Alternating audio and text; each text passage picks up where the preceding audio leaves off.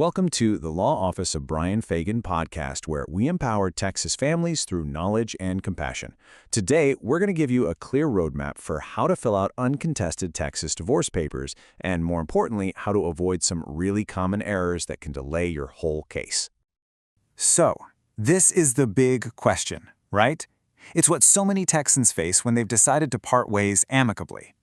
You know, you and your spouse have already done the really hard work of reaching an agreement on everything, and you might think you're pretty much at the finish line. But honestly, the final hurdle is all in the details of the paperwork. And that's not an exaggeration. Simple mistakes, things you might not even think about, omissions, or just getting the timing wrong on your divorce paperwork, that is the #1 reason judges send people right back to square one.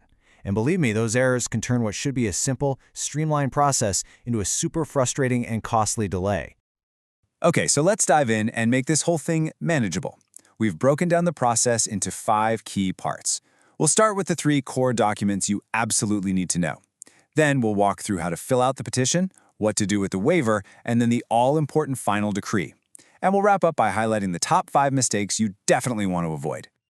All right, Section 1, the 3 core documents. You can think of these as your divorce paperwork toolkit. Understanding how to fill out uncontested Texas divorce papers really begins with knowing these 3 main forms. They're the foundation of your entire case. So these 3 documents, they all work in a sequence to move your case forward. The petition, that gets the ball rolling. The waiver, that confirms everybody is on the same page. And the decree, well, that creates the final, legally binding rules for your post-marriage life. Now, this whole streamlined process really hinges on one key concept. So let's get crystal clear on what uncontested actually means. Okay, this is so important. The crucial point here is that you have to have 100% agreement on every single issue before you even think about filing. This isn't about agreeing on most things and then figuring out the rest later. Nope. Complete and total agreement is the bedrock for a smooth, uncontested divorce process here in Texas. So let's move on to that first form, the original petition for divorce. This is the document that officially kicks off the legal process. It basically tells the court who you are, who your spouse is, and what you're asking the court to do. Accuracy here is absolutely critical, you guys. You're going to need the full legal names for yourself, you're the petitioner, and for your spouse, who is the respondent. For the grounds, most uncontested divorces in Texas just use insupportability. It's the no-fault option that basically means the marriage just isn't working anymore. But probably the most important part of this first form is making sure you meet the state's residency rules. The court's very first question is going to be, do we even have the authority to hear this case?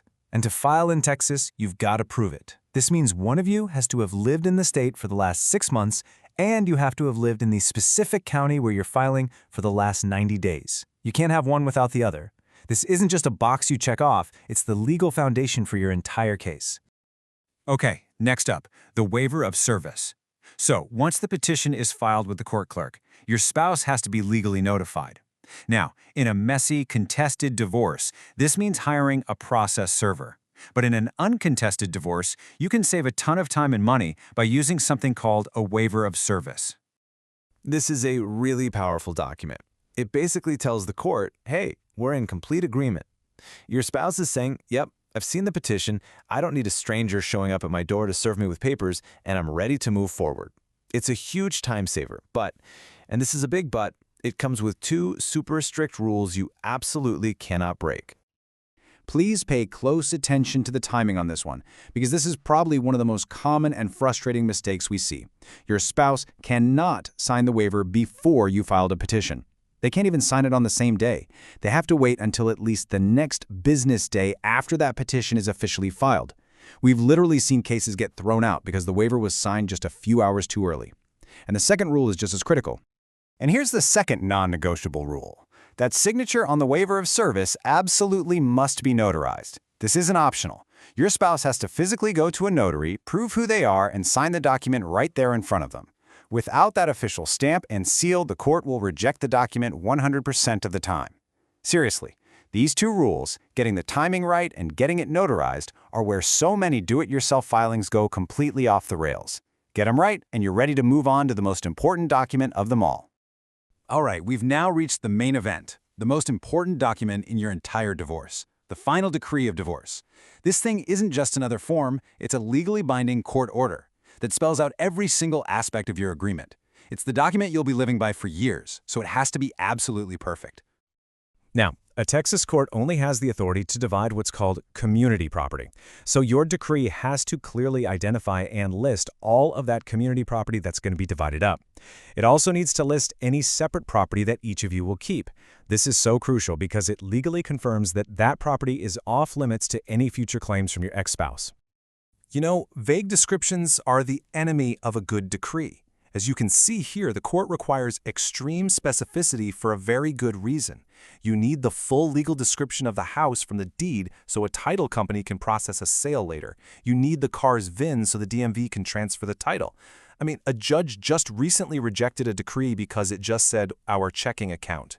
It needed to say Bank of America checking account ending in 5678. That level of detail is what makes the order actually enforceable. And this isn't just for your assets, it's for your debts too. Every single credit card, every loan has to be listed with the creditor's name, a partial account number, and it has to clearly state who is responsible for paying it. And if you have children, the decree faces even higher scrutiny. You'll need detailed sections on conservatorship, a specific visitation schedule, and child support calculations that follow the Texas Family Code to the letter. This section can be the most complex, so if you're struggling with how to fill out uncontested Texas divorce papers correctly, this is a great time to visit our website.